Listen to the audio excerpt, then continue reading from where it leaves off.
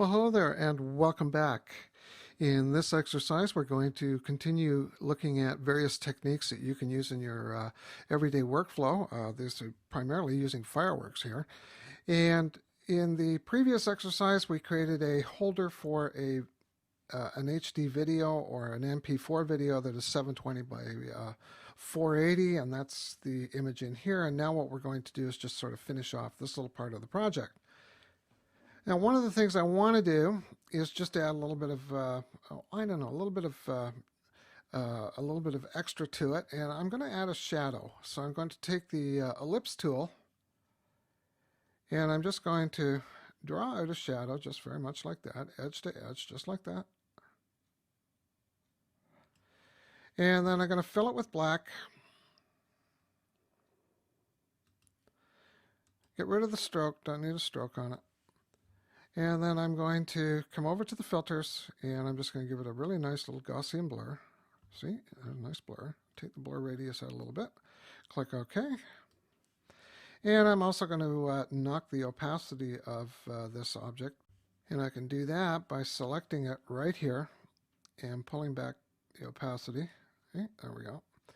And I'm going to just slide it under here. So I'm going to take the ellipse, put it under these two pieces just like that. Lock them, and I've got a nice little shadow in here. Now what I'm going to do is bring in the player. And the player is a screenshot that I took of the strobe video player. I want to start using that a lot, so I took a screenshot of it and I import the screenshot in. That's the player right there. Click open, and there's the place icon. Yeah, it looks pretty good, except for one little problem. I got a white edge right there. Not only that, if you check the specs, this thing is supposed to be 720 wide, but it's got to be 35 high. And I missed it by 3 pixels. I want this to be somewhat exact. So I got 2 problems here. One is this too thin, and I got a couple of pixels of black here. Well, we can fix all that. I'm going to zoom in on the player. Just bring it over. And I can do a couple of things. I can take the pencil tool and color these in, but I'm going to show you another little thing that you can do. If you try and crop anything on the Fireworks canvas, it just crops the canvas. But there is a way of cropping a selection. It's in the Edit menu. Right there, Crop Selected Bitmap.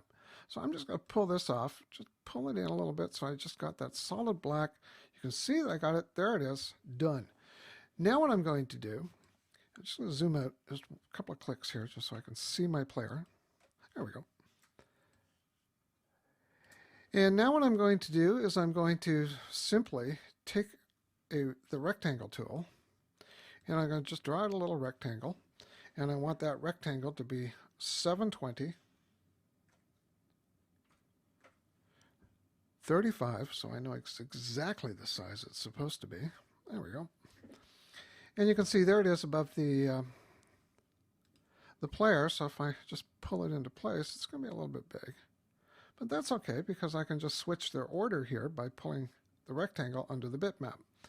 Now what I can do is select the rectangle or the bitmap and just move it into position. And now that it's in position and it looks pretty good, I'm going to select these two and I'm going to flatten them into one object. So I just come up here and I just flatten it. Okay, so that's just an object. It's something I'm going to be using a lot. I'm going to be creating a lot of these, and I want them to. I want the developer to know that there's going to always be a strobe playback component in here. So I put the component where I want it, and because I'm going to be doing a lot of these, I don't want to be constantly placing and futzing around with it. So what I'm going to do is I'm going to right-click on the object. I'm going to convert it to a symbol. I'm going to make it a graphic symbol. It's just going to be an object, and I'm going to call it strobe.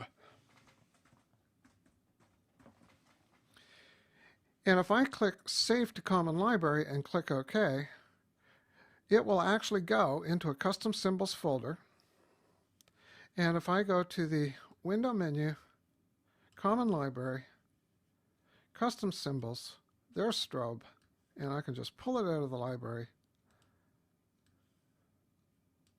And there it is. And I can constantly reuse this graphic.